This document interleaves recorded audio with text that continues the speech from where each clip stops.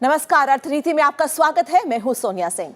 इस कार्यक्रम में हम पेचीदा आर्थिक मुद्दों के बारे में चर्चा करते हैं, लेकिन सरल भाषा में।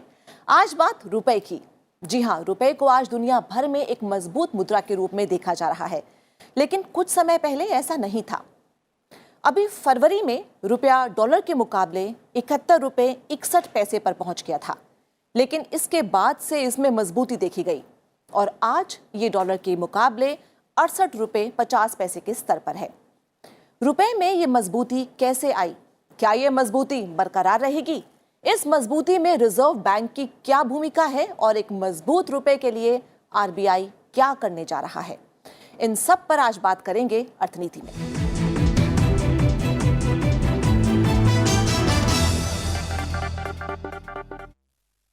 तो रुपए की मजबूती और उसके भविष्य के बारे में बात करने के लिए आज हमारे साथ मौजूद हैं अभिनव प्रकाश, जो दिल्ली विश्वविद्यालय में असिस्टेंट प्रोफेसर हैं, और साथ ही में हैं वेद कुमार जैन साहब, जो कि एक अर्थशास्त्री हैं। अभिनव, आपसे शुरू करते हैं। फॉरेक्स स्वैप ये है क्या? इससे कितना फर्क पड़ेगा? अर्थव्यवस्था को कैसे मदद मिलेगी? बैंक्स को क्या फर्क होगा और बोरोवर्स को कितना फायदा होगा? जी देखिए, आरबीआई का जो मेन काम है वो है फॉरेन एक्सचेंज मार्केट में लिक्विडिटी मैनेजमेंट। इसके लिए कई इंस्ट्रूमेंट्स अडॉप्ट होते हैं, उसमें स्वैप भी एक होता है। इसमें बेसिकली है कि मार्केट में लिक्विडिटी कैसे इन्फ्यूज़ की जाए। तो स्वैप कई तरीके के हो सकते हैं। आप डॉलर खरीद सकते हैं, रुपया दे सकते हैं, आप रुपया बाई बैक कर सकते हैं, डॉलर्स इन्फ्यूज़ कर सकते हैं, डिपेंडिंग कि किसकी कमी है मार्केट में। यहाँ पे लिक्विडिटी बढ़ाने की बात है तो डॉलर को बाई किया जाएगा फॉरेक्स मार्केट से और रुपये को इन्फ्यूज़ किया जाएगा। देखिए, जो आपका जो एक्सचेंज रेट होता है वो अल्टीमेटली फॉरेक्स मार्केट में डिसाइड होता है, किसकी कितनी डिमांड है, किसकी कितनी सप्लाई है। जिसकी डिमांड ज़्यादा होगी उसका क्या कहते हैं एप्रिसिएशन हो जाता है, और जिसकी सप्लाई ज़्यादा होती है उसका डेप्रिसिएशन हो जाता है। और तो जब आप लिक्विडिटी इन्फ्यूज़ करेंगे मार्केट में, उससे क्या होगा कि रुपये की सप्लाई बढ़ जाएगी, रुपये का थोड़ा डेप्रिसिएशन हो जाएगा। तो रुपया जो अप्रिशिएट करता जा रहा है इस पे थोड़ा रोक भी लग जाएगी, क्योंकि रुपया ज़्यादा अप्रिशिएट करना भी एक समस्या की जड़ होता है। भारत में अधिकतर हम इसको हमेशा नेशनल प्राइड और अन्य चीज़ों से जोड़ देते हैं, लेकिन हमको समझना होगा कि ये सिंपली एक इकोनॉमिक मैनेजमेंट है। रुपया ज़्यादा अप्रिशिएट तेज़ी से होगा तो हमारे एक्सपोर्टर्स को भी समस्याएँ होती हैं। स्वैप करने से, लिक्विडिटी करने से हमारे जो कंपनीज़ हैं जो है उनको बोरो करने में भी काफ़ी आसानी होती है। तो अगर डॉलर वर्सेस रुपये की बात करें तो रुपये पर किस तरह का असर पड़ेगा? देखिए, रुपये की बात करें तो डॉलर वर्सेस रुपये में, जैसे अभिनव जी कह रहे थे कि आरबीआई एज ए रेगुलेटर काम करता है, और रेगुलेटर का ये होता है कि भारत की अर्थव्यवस्था को उस परिस्थिति में रखा जाए जिससे कि ओवरऑल मेरे इंपोर्ट और एक्सपोर्ट को न्यूट्रल लेवल पे प्ले किया जाए जी। तो आपने देखा कि एक जो डॉलर वर्सेस रुपये का जो रेट करेंसी का चलता है वो बेसिकली इन्फ्लेशन से मॉनिटर होता है। तो आज की डेट में जैसी भारत की अर्थव्यवस्था चल रही थी तो आज रुपये बड़ा स्ट्रेंथन हुआ है। 1 अक्टूबर 2018 में जो 74 रुपये से पहुंच गया था वो अब 68 रुपये कुछ पैसे उसके ऊपर आया हुआ है। तो इस परिस्थिति में आज की डेट में जो हमारा इम्पोर्ट है वो चीप हो गया और एक्सपोर्ट हमारा महंगा हो गया, क्योंकि जो भी आदमी खरीदेगा तो उसको आज की डेट में वो महंगा हो जाएगा। तो उसका रिजल्ट ये निकाला कि उसको बैलेंस करने के लिए आपको कहीं ना कहीं एक व्यवस्था क्रिएट करनी पड़ेगी जिससे कि एक न्यूट्रल रेट वर्कआउट करना पड़ा है। तो इस परिस्थिति में रिजर्व बैंक ऑफ इंडिया ने जैसे अभी ये स्वैप की वर्किंग की कि वो इस डॉलर को खरीदेगा तो डॉलर की डिमांड क्रिएट करेगा, जिससे कि रुपये के रेट में, जैसे अभिनव जी कह रहे थे, उसमें फ़र्क पड़ सकता है और वो फ़र्क पड़ने से हो जाएगा। उससे क्या होगा कि जो मेरे एक्सपोर्टर हैं, जो आज की डेट में अगर $10 का एक्सपोर्ट करते हैं उनको 68 रुपये के हिसाब से 680 रुपये मिलते हैं, और ये 1 रुपये का रेट पड़ता है तो 69,690 रुपये मिलेंगे, ताकि वो एक्सपोर्ट बाहर के करने वाले के मुकाबले में चीप हो जाएगा, वो कम रेट में दे पाएंगे उसकी वर्किंग। इसी तरह से मेरे इंपोर्ट क्या आएगा आज की डेट में, क्योंकि भारत की परिस्थिति इस समय ऐसी है कि जहाँ कहा जा सकता है कि अर्थव्यवस्था पूरी स्टेबलाइज्ड है, क्योंकि राजनीतिक परिस्थिति को देखा जाए, फॉरेन इंस्टीट्यूशनल इन्वेस्टर की इन्वेस्टमेंट देखी जाए, फॉरेन पोर्टफोलियो को देखा जाए, और पर्टिकुलरली आज की डेट में क्रूड ऑयल के रेट को देखा जाए तो जो इंपोर्ट के ऊपर बहुत भारी है आज की डेट में, वो काफ़ी स्टेबलाइजेशन हुआ है, तो उससे व्यवस्था काफ़ी वो स्टेबलाइज है। दूसरा, इंटरनेशनली भी यूएस ने जो यूएस फेडरल रिजर्व की जो पॉलिसीज आ रही हैं, आपने देखा होगा पिछले 2 साल से उनकी पॉलिसी थी कि वो इंटरेस्ट रेट को बढ़ा रहे थे। इंटरेस्ट रेट बढ़ाने से जो मनी की जो मूवमेंट है वो यूएस में ज़्यादा जा रही थी, विद द रिजल्ट कि यूएस डॉलर महंगा होता चला गया और आपका हमारा भी $1 उसमें इफेक्ट हुआ। लेकिन अभी भी उन्होंने ये अनाउंसमेंट की है कि अब हम इस इंटरेस्ट रेट को नहीं चलेंगे, और जो एक कोशिश करने की कोशिश हो रही थी, उनको लगा कि शायद फिर वो जो प्रोग्रेशन है वो अफेक्ट हो रहा है, तो वो शायद इंटरेस्ट रेट को फिर स्ट्रेंथन नहीं करेंगे, तो वहाँ स्टेबलाइज करेंगे।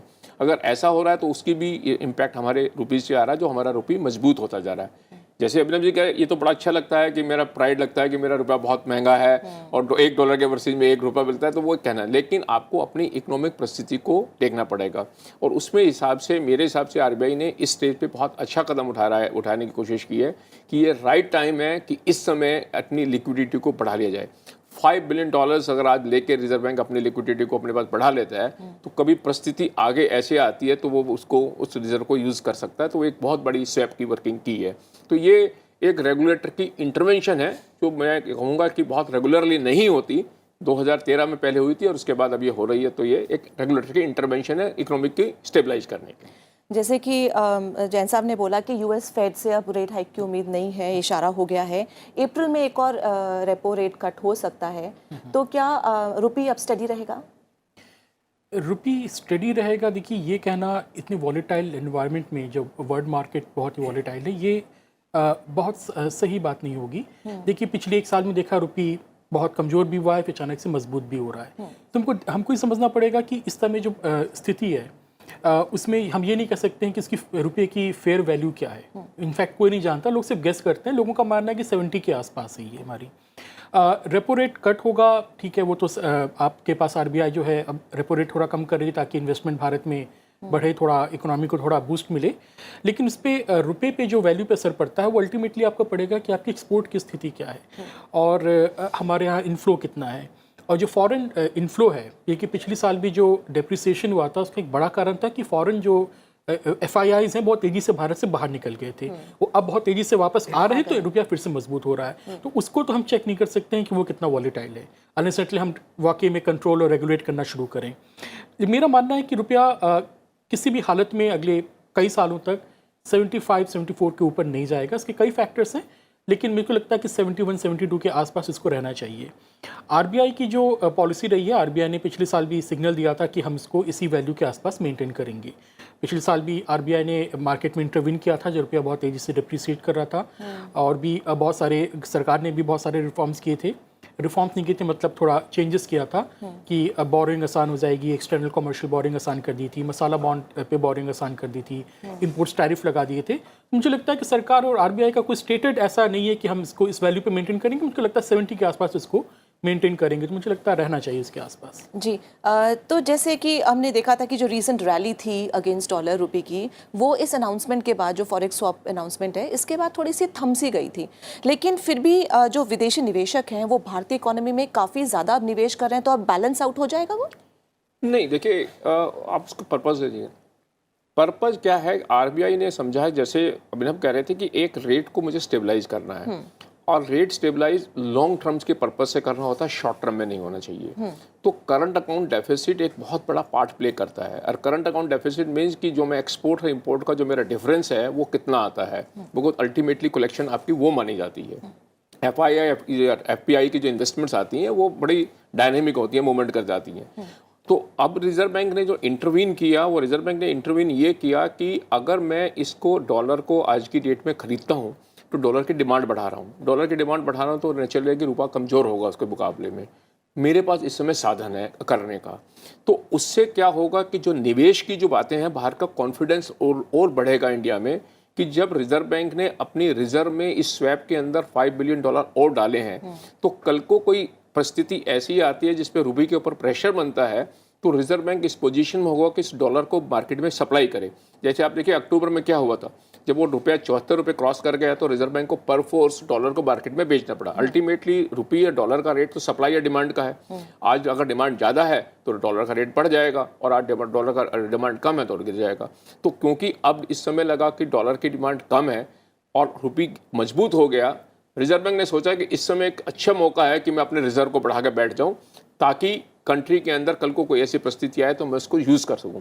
जब रिजर्व बढ़ गए तो नेचुरल आपकी साख बढ़ गई, वर्थ बढ़ गई मार्केट में, तो इन्वेस्टर बाहर वाला भी जो है, निवेशक है और भी हैं, वो सब सोच रहे हैं, जब कह रहे हैं कि बाहर से जो निवेश आ रहा है वो क्यों आ रहा है, कि लोगों को लगा कि इंडिया में आज की डेट में अगर मैं इन्वेस्ट करता हूँ तो मेरी इन्वेस्टमेंट सेफ है। इसका एक और कारण देखिए, अभी मसाला बॉन्ड की बात हो रही थी। मसाला बॉन्ड का मतलब है वो बॉन्ड जो इंडियन रुपी में डिनोमिनेटेड है और जिसका इंटरेस्ट रेट इंडियन रुपी के हिसाब से मिलता है। नॉर्मली तो मसाला बॉन्ड में लोगों का इंटरेस्ट नहीं होता, क्योंकि आज मैं अगर 68 रुपये या 70 रुपये के डॉलर में बॉन्ड ले लूँ और कल रेट 74 हो जाए तो मेरी जो इंटरेस्ट मिलेगा उससे डेप्रीशिएट हो गया। लेकिन अब मसाला बॉन्ड की भी डिमांड आ गई, लोगों को ऐसे लगने लगा कि अगर 68 या 70 रुपये के डॉलर में मसाला बॉन्ड करता हूँ और 2 साल के बाद भी अगर ये रेट 70 रुपये रहता है और मुझे जिस इंटरेस्ट रेट इंडियन रुपये के हिसाब से मिलता है तो मेरे लिए इससे बढ़िया क्या परिस्थिति हो सकती है। तो ये एक भारतीय अर्थव्यवस्था की मजबूती की इंडिकेशन है कि भारतीय अर्थव्यवस्था कितनी मजबूती की तरफ बढ़ रही है। मसाला काफ़ी डिमांड में है। जो ऑफशोर कॉर्पोरेट बोरोइंग की अगर बात करें उस पर कोई असर होगा? जैसे अभी higher cost of borrowing abroad है, उसको एक तरह से फिक्स कर दिया जाएगा इस स्वैप के जरिए, क्योंकि डिमांड डोमेस्टिक और अगर ऑफशोर की बात करें तो इक्वलाइज हो जाएगा रेट, अगर हम बोलें तो। नहीं, आपके कहने का मतलब है रुपये की वैल्यू में अगर कुछ चेंज होता है डॉलर की वैल्यू में तो उससे होगा जी, उसका असर तो पड़ेगा। लेकिन जो एक्सटर्नल बोरिंग्स होती है वो कई फैक्टर्स पे डिपेंड करती हैं। नॉर्मली आपका जो आपकी जो यहाँ की बोरोवर्स हैं भारत में, जैसे कि एक मैन्युफैक्चरिंग कंपनी को लास्ट ईयर अलाउ कर दिया था कि आप 1 साल की एक्सटर्नल बोरिंग भी कर सकते हैं, तो वो रिस्क प्रीमियम भी होता है, बहुत सारे प्रीमियम्स होते हैं। यस, अगर रुपया थोड़ा आपका मजबूत होता है और तो आपको थोड़ा आसान होता है बोरिंग करना, क्योंकि आप मतलब कम रुपए में आप डॉलर से उसको खरीद सकते हैं। लेकिन बहुत डायरेक्ट इसका असर पड़ने वाला है सिवाय एक्सचेंज रेट के अलावा, वैसा मेरे को नहीं लगता जी। तो इसमें मैं देखिए, जो बाहर की बोरोइंग होती है ना, देखिए बोरोइंग करने के कई साधन होते हैं। एक आरबीआई बोरिंग करे, कंट्री बोरिंग करे, एक इंडिविजुअल बोरिंग करे। तो क्या होता, कभी कभी ये डिफरेंट टूल इस्तेमाल किए जाते हैं बोरिंग करने के लिए, और जो भी बोरोवर करता है वो 2 चीज़ों को लेके चलता है। आज की डेट में मुझे क्या इंटरेस्ट रेट मिल रहा है मुझे पड़ेगा, और दूसरा मेरा कल को करेंसी डेप्रीशिएट या अप्रिशिएट होती है तो उसका इंटरेस्ट के ऊपर फैक्टर क्या पड़ेगा, और उसी के हिसाब से कभी कभी हेजिंग की जाती है। तो हेजिंग का एक प्रीमियम भी डिफाइन होता है, और वो प्रीमियम भी इस बात पे डिपेंड करता है कि फ्यूचर में आपको क्या लग रहा है कि ये रेट कहाँ जाएगा। जैसे आज की डेट में मैं अगर 68 रुपये के हिसाब से डॉलर को लेके अगर कोई कमर्शियल बोरोइंग कर दूँ फॉरेन करेंसी की, तो मुझे अगर सपोज करो 1 साल के बाद उसको रीपेमेंट करना है और कोई मुझे कहे कि आप डॉलर की बोरिंग कर लीजिए और आपके ऊपर 2% का इंटरेस्ट रेट पड़ेगा, और मुझे ऐसा लगता है कि रेट अगले साल भी 68 रुपये होगा, तो मुझे इससे अच्छी स्थिति नहीं है, क्योंकि मैं अगर रुपीज़ में लेता हूँ तो मुझे आज की डेट में 8 या 10% इंटरेस्ट देना पड़ता है, वो 2% मिलता है। फिर मैं अगर अपने आपको हेज भी करने जाऊँ और रुपीज़ की वैल्यू अच्छी चल रही है तो हेजिंग में हो सकता है 2, 3, 4% की कॉस्ट आए, तो वो भी मैं मान के चलूँ तो वो भी 6% हो गया, तो वो मजबूती की तरफ दिखाता है। तो ये जो इकॉनमी में ये सारे फैक्टर्स बिल्ट इन किए जाते हैं, ये आरबीआई ने एक तरह के जब ये कर रहा है, स्वैप कर रहा है, तो आरबीआई क्या कर रहा है, आरबीआई ने डॉलर खरीद लिए और रुपीज़ को मार्केट में दे दिया, बाजार के अंदर कि ये रुपये लेके दे दीजिए कि मेरे से ले लिए। तो इससे ही जो आरबीआई का जो रिजर्व बढ़ रहा है, बेसिकली आरबीआई ने अपने यहाँ स्टोर कर लिया रुपये दे के मार्केट में। अब वो बाजार में रुपीज़ आएगा, उसका सर्कुलेशन से एक इकोनॉमी पे अलग इंपैक्ट आता है, वो भी इंपैक्ट आता है, ऐसा नहीं कि उसका इंपैक्ट नहीं आता। लेकिन कभी कभी मजबूती करने के लिए ये स्टेप उठाने के लिए भी जरूरी है बैलेंस आउट करने जी, और बैंक्स को भी थोड़ा फायदा होगा कि थोड़ा इंटरेस्ट अर्न करने को मिलेगा। छोटा सा ब्रेक यहाँ लेंगे, लेकिन चर्चा रहेगी जारी। आप देखते रहिए राज्यसभा टीवी।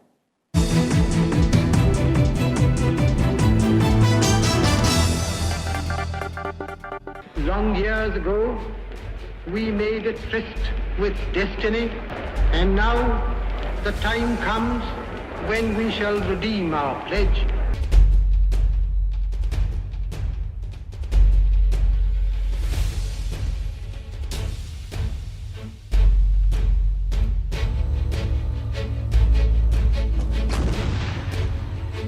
प्रजा के सामूहिक निर्णय का आदर करना आवश्यक है।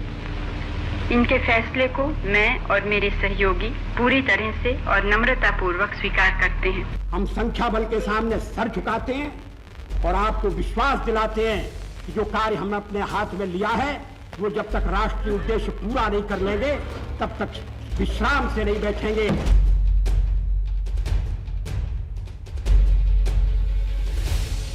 मैं नरेंद्र दामोदर दास मोदी ईश्वर की शपथ लेता हूं।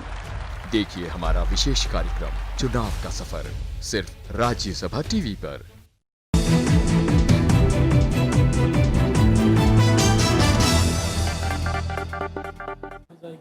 बाजार में तरलता लाने के लिए आरबीआई ने $5 बिलियन को स्वैप करने का ऐलान किया है और ये 26 मार्च को होने वाला है। करीब 35,000 करोड़ रुपए सिस्टम में आ जाएंगे। इस सब का क्या असर होगा, इस पर हम कर रहे हैं चर्चा। अभिनव, ये बताएं, 2013 में रघुराम राजन ने ये स्टेप उठाया था और अब ये दोबारा किया जा रहा है। तब एक फिक्स रेट था, लेकिन इस बार ये ऑक्शन के जरिए हो रहा है, तो कितना डिफरेंट है ये? मैं देखिए बताऊं इसमें क्या होता है। देखिए, जो फिक्स रेट किया था ये इकोनॉमिक कंडीशन के ऊपर बहुत डिपेंड करता है। जैसे कंपनी का आईपीओ होता है, पब्लिक इश्यूज होता है और एक क्यूआईपी कहते हैं हम करते हैं। उसमें होता क्या है कि आप अगर कॉन्फिडेंट हैं कि मुझे वैल्यू बढ़िया मिलेगी तो आप कहते हैं कि मैं इस रेट वर्कआउट करें, और कॉन्फिडेंट नहीं है तो आप कुछ हायर वर्किंग करना चाह रहे हैं।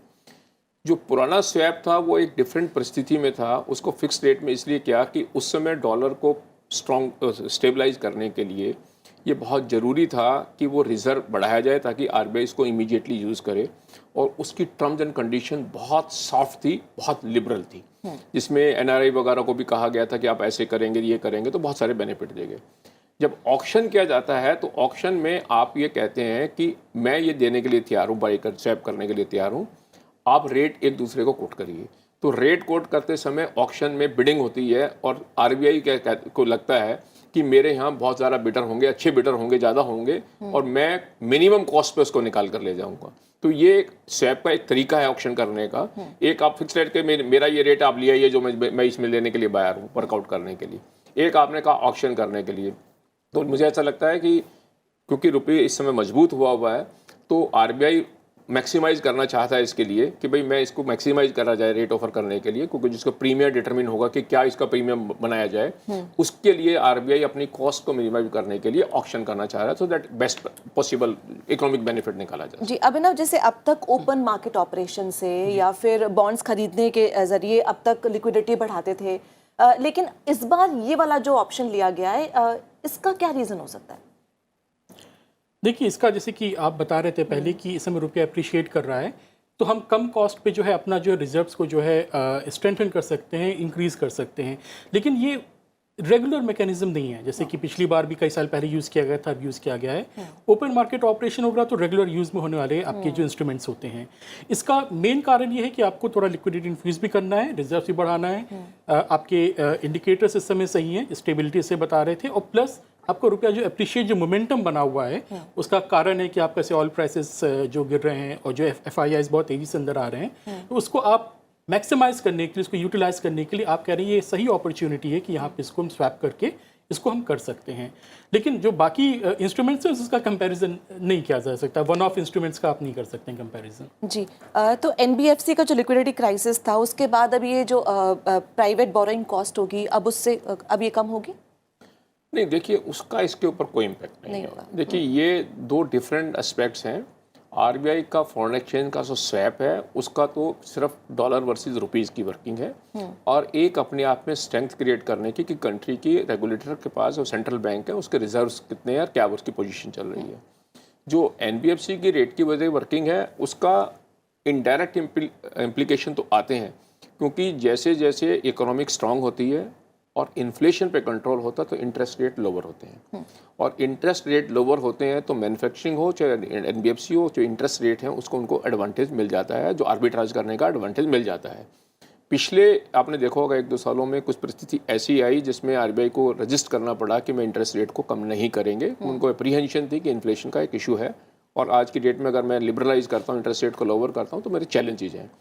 अब मुझे ऐसा लगता है कि वो स्टेबलाइजेशन फैक्टर आने की वजह से, जैसे आप उम्मीद कर रहे थे कि आरबीआई की पॉलिसी में संभवता है कि वो इस बात को ध्यान में रखते हुए कर रहे थे, लेकिन ये कहना कि आरबीआई की इस फॉरेन एक्सचेंज स्वैप से कोई एनबीएफसी के इंटरेस्ट रेट पे डायरेक्ट इम्प्लीकेशन होगा, मैं नहीं समझता हूँ कि वो इम्प्लीकेशन इसमें डायरेक्ट आने के बराबर है, क्योंकि इसका कोई मुझे ऐसा लाइव नेक्सस या डायरेक्ट नेक्सस नज़र नहीं आता अपारेंटली।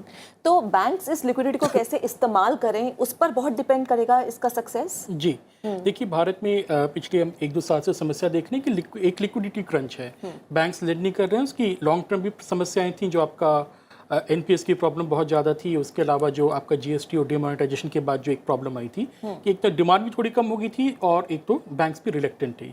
आप लिक्विडिटी थोड़ा इन्फ्यूज़ करेंगे, थोड़ा आपका इंटरेस्ट रेट कम होगा, बोरिंग भी बढ़ेगी, और ये बहुत डिपेंड करता है कि ये किस तरफ लेंडिंग जा रही है। अगर ये मैन्युफैक्चरिंग में जा रही है तो आपको लॉन्ग टर्म में फ़ायदा होगा, लेकिन अगर ये नॉर्मल एकदम कंजम्पशन में चली जा रही है तो उसका बहुत फ़ायदा नहीं होगा।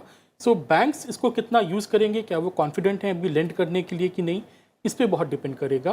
मुझे लगता है कि एनपीएस की जो प्रॉब्लम है आपकी, जो यहाँ से वो रिजॉल्व हो रही है आईबीसी कोर्ट के बाद, तो बैंक्स में भी एक तरीके का एक ओपननेस आ रही है थोड़ा लेंड करने की मैन्युफैक्चरिंग को, बिजनेस को। सो यस, उसका असर तो पड़ता ही है फिर। तो जैन साहब, क्या ये रेगुलर फीचर अब हो सकता है कि नहीं, या वन ऑफ नहीं, है? मैं ये तो नहीं कहूँगा कि ये रेगुलर फीचर हो सकता है। देखिए, ये वन ऑफ द फीचर है, और ये एक जिसे कहते हैं कि इंटरवेंशन रेगुलेटर की बड़ी सोची समझी और अंडर एक लॉन्ग टर्म पॉलिसी में होती है, और रेगुलर फीचर के लिए तो लॉन्ग टर्म पॉलिसी होती नहीं है इसका पार्ट का करने का, और उसकी मुझे लगता है कुछ ज़रूरत भी नहीं पड़ेगी। क्योंकि इशू क्या है कि अपने रुपये को एक डॉलर के रेट पे कहीं ना कहीं स्टेबलाइज करा जाए और वो इन्फ्लेशन से रिलेटेड हो जाए।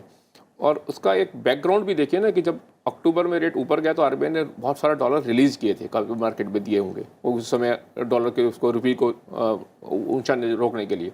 तो उसी का पालन है ये इंटरवेंशन।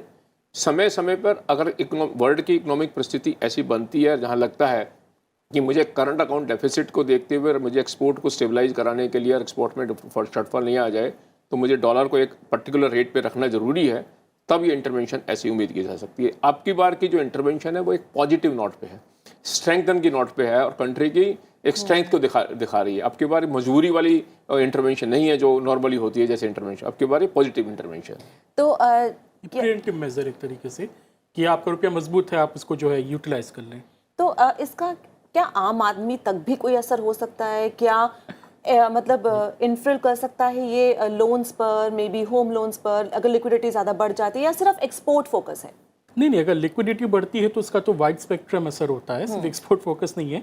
अगर बैंक्स के पास ज़्यादा लिक्विडिटी है तो ज़्यादा लेंड करेंगे, डिपेंडिंग कि बैंक्स लेंड करना चाहते हैं कि नहीं।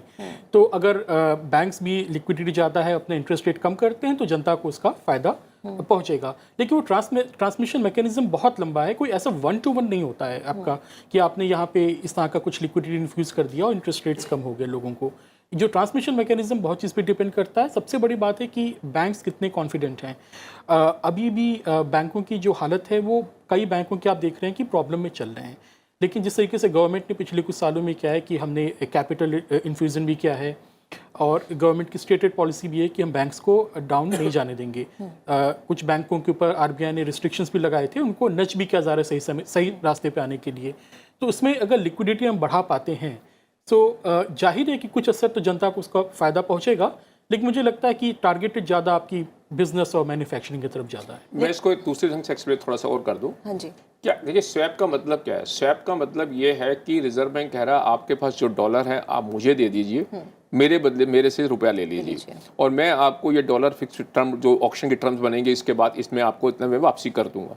तो जो लोग स्वाभाविक डॉलर देंगे, जो भी इंस्टीट्यूशन हैं जो भी आएंगे इसके अंदर, वो रुपये उनके हाथ में आएगा और अल्टीमेटली वो रुपये यूज़ किया जाएगा। ये तो है नहीं कि कोई आइडल रखा जाएगा।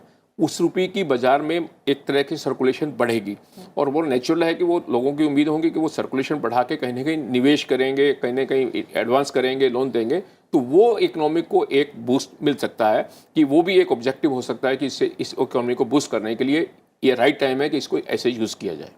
तो 3 साल बाद जब ये वापस खरीदा जाएगा तब कुछ असर होगा? मतलब तब 3 साल बाद की क्या स्थिति होगी? देखिए, ये जिस समय इशू किए जाते हैं उस समय ये सारी परिस्थिति अपने सोची जाती हैं। हाँ जी। कि जब ये रिडेम्पशन आएगी तो उस समय इसका कैसे किया जाएगा, क्या वर्किंग की जाएगी। तो ये स्वाभाविक है कि जब ये प्लान किया गया है कि ये अभी हम कह रहे हैं $5 बिलियन किए गए हैं, तो ओवर ए पीरियड साधन कैसे बनाएंगे। जो प्रोजेक्शंस हैं रिजर्व बैंक ने बनाई है कि भाई हम इसको रीपेमेंट करेंगे तो कैसे करेंगे। आज की डेट में परिस्थिति क्योंकि स्ट्रांग है और कोई फ्यूचर की इंडिकेशन ऐसी नज़र नहीं आती है, ये स्वाभाविक है कि जब वो आरबीआई उसे वापस करने लगेगा तो आरबीआई को भी कहीं ना कहीं से वर्किंग करने के लिए लिक्विडिटी का रिवॉल्व अराउंड करेंगे। लेकिन इतनी बड़ी इंडियन इकॉनमी को देखते हुए मुझे नहीं लगता कि 3 साल के बाद कोई इतने $5 बिलियन के लिए कोई बहुत बड़ा चैलेंज आरबीआई को आएगा इसके बारे में। अब मुझे ऐसा नहीं लगता इसके बारे में। तो महंगाई पर कोई असर नहीं पड़ेगा क्योंकि आरबीआई अपनी बैलेंस शीट को एक्सपैंड नहीं करना चाह रहा था? देखिए, आरबीआई का ओरिजिनल मैंडेट इन्होंने जो किया है कि हमने टारगेटेड इन्फ्लेशन करनी है। सो आरबीआई का जो अभी भी स्टैंड रहेगा वो इन्फ्लेशन टारगेटिंग पे ही रहेगा। तो इसमें अगर जैसे आपने बोला कि पोर्टफोलियो को एक्सपैंड नहीं किया है तो न्यू प्रिंटिंग ऑफ मनी नहीं हो रही है, तो इन्फ्लेशन पे बहुत सीधा असर नहीं आना चाहिए। लेकिन लिक्विडिटी अगर मार्केट में बढ़ती है तो इन्फ्लेशन पे कुछ तो एक अपस्विंग होता है, उस पर अपवर्ड प्रेशर बढ़ता है। डिपेंड करता है कि ये मैंने पहले भी कहा कि ये लिक्विडिटी जा किस तरफ रही है। अगर ये आपकी प्रोडक्शन कैपेसिटी पे जा रही है तो लॉन्ग टर्म पे इन्फ्लेशन पे इसका बहुत असर नहीं पड़ना चाहिए। लेकिन अगर सीधे ये कंजम्पशन एक्सपेंडिचर पे जाएगी, डिमांड इंक्रीज सीधे हो जा रही है, तो कुछ अपस्विंग हो सकता है। लेकिन मुझे नहीं लगता कि बहुत बड़ा अमाउंट भी नहीं है कि बहुत ज़्यादा असर, बहुत कोई नोटिसेबल असर नहीं पड़ना चाहिए इसका। चलिए, आप दोनों स्टूडियो में आपका बहुत बहुत शुक्रिया। तो एक्सपेरिमेंटल मूव है, इसका क्या असर आगे रहेगा, इस सब पर भी रहेगी राज्यसभा टीवी की नज़र। आप देखते रहिए राज्यसभा टीवी।